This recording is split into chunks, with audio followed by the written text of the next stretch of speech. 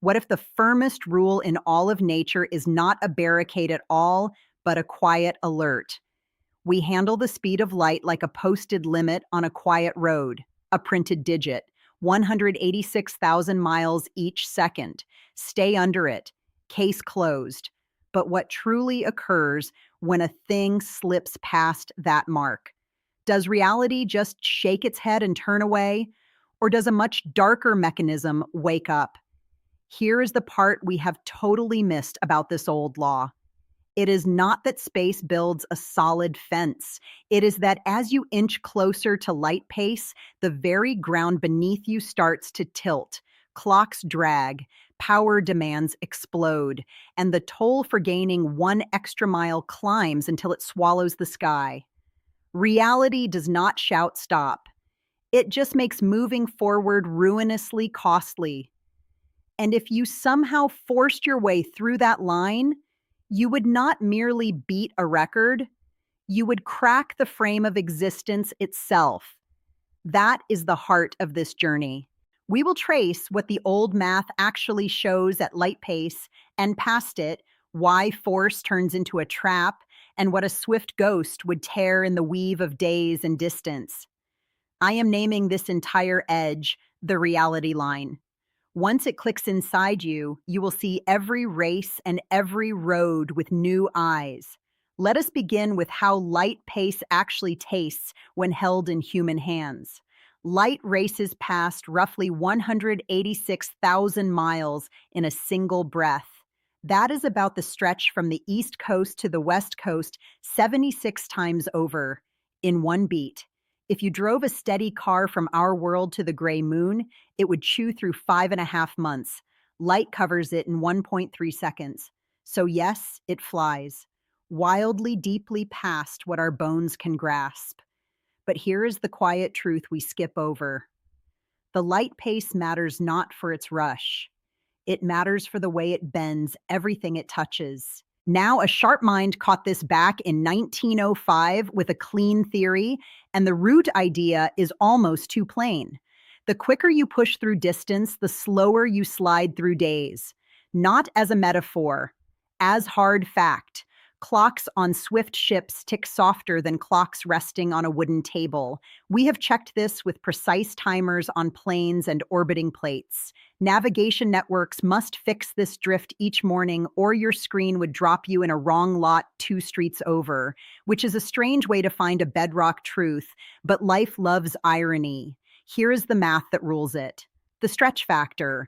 As your rush nears light pace, this number climbs without ceiling, and it drives the effects that bite the hardest, especially day drag and the wild jump in power needed to keep pushing. Inside the Great Ring in Europe, tiny cores are shoved to about 99.9999991% of light pace. At that rush, a single core holds a few times the moving force of a summer bug, even though it is smaller than a grain of sand. That shows how sharp the old rules get when pushed.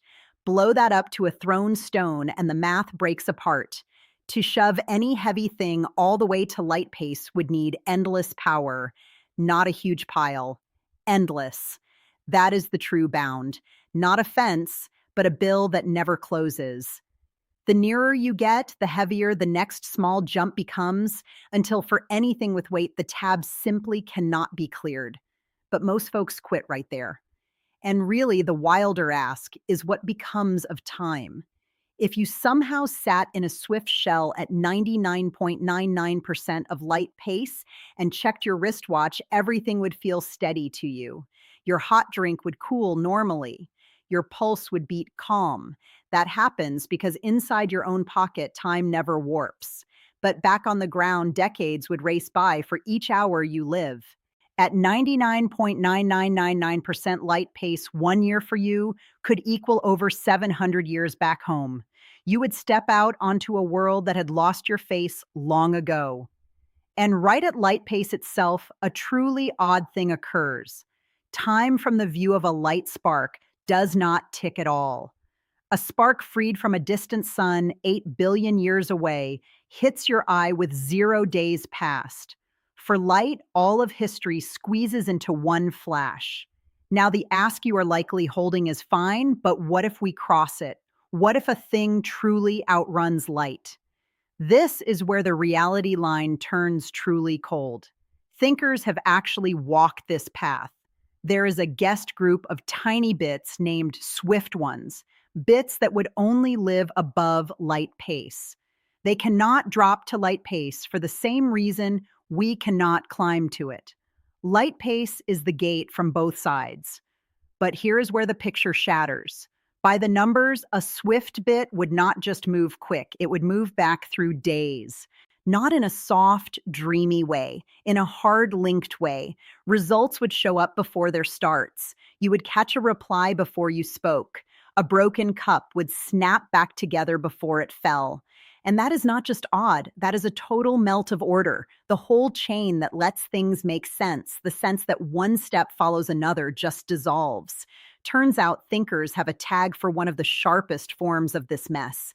It is called a looping path, a road through space and days that folds back on itself. And that is where the knots get tight. In the tools we use now, you cannot cleanly mix above light messages with normal start and end. Somewhere, the sense breaks. Now, I must note one clean gap. Space itself can grow faster than light, and it does. Suns at the rim of what we can see are drifting away from us faster than 186,000 miles each second right now.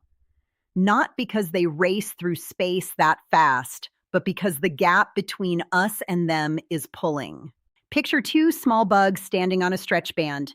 Neither bug walks, yet they slide apart because the band itself is drawn. That does not break the old rules. Nothing rides through space faster than light. Space itself just gets wider, which means there are sun groups out there whose glow will never, ever touch us. They sit past our sightline forever.